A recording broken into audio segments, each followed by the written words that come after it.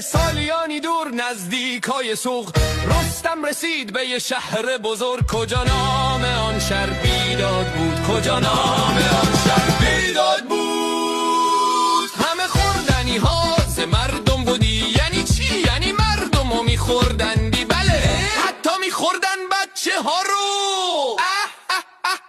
همه خوردنی ها ز مردم بودی. پری چهره ای هر زمان گم بودی. ایرانی ها تا فهمیدن یهو خیلی ترسیدن.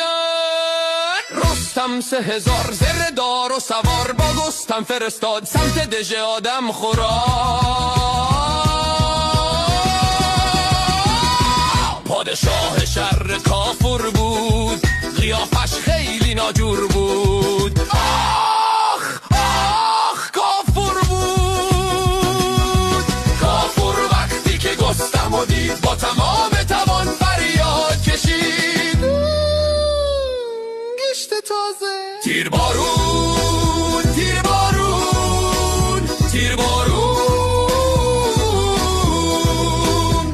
بزنید بزنید تک تکشونو بزنید بخورین یک یکشونو. وای بیژن بیژن برو پیش رستم بگو با 200 سوار بیاد کمک این جوان است. پتیکو پتیکو پتیکو پتیکو. آهای ای سگ بد و نر کنون رزم و بزم تو آرم به سر.